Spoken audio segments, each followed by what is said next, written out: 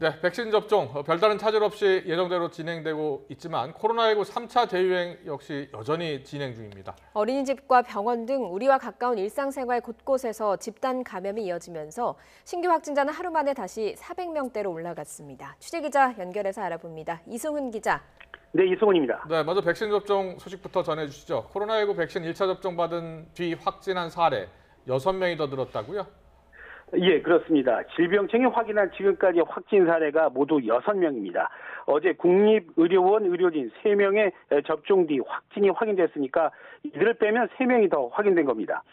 질병청은 그러나 추가 환자 3명이 누군지는 밝히지 않았습니다.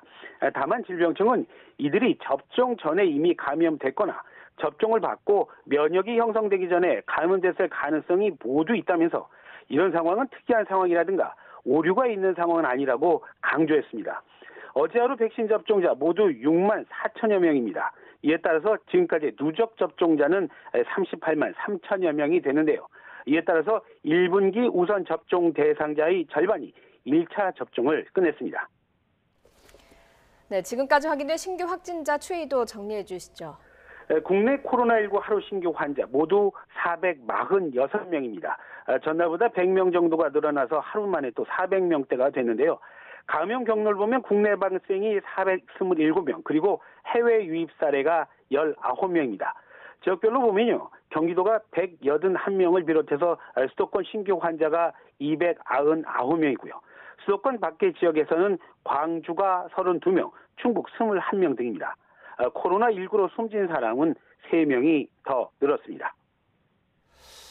사회적 거리두기 체계 자체를 지금 바꾸는 개편 초안이 이번 주에 마련돼서 다음 주쯤에 확정이 된다고요? 예, 그렇습니다. 중앙재난안전대책본부는요, 단계별 영업 제한을 받게 되는 관련 단체의 의견을 수렴해서 이번 주에 개편 초안을 만들고요, 다음 주에 확정할 예정이라고 밝혔습니다. 또 같은 업종이라도 운영 방식에 따라서 방역 위험도가 다른 점을 고려해서 방역 수칙을 세분화하고요. 단계적 조치도 차등 적용하는 방향으로 논의하고 있다고 됐습니다. 그러니까 같은 학원이라도 노래나 춤을 가르치는 곳, 또 기숙사 형태로 운영하는 곳을 나누고요. 실내 체육시설 역시 고강도 운동을 하는 곳, 또 그렇지 않은 곳으로 나눠서 방역 수칙을 따로 만들겠다는 겁니다. 특히 운영 시간이나 면접당 이용 인원 등을 중점적으로 조율하고 있는 걸로 알려졌습니다. 지금까지 YTN 이승훈입니다.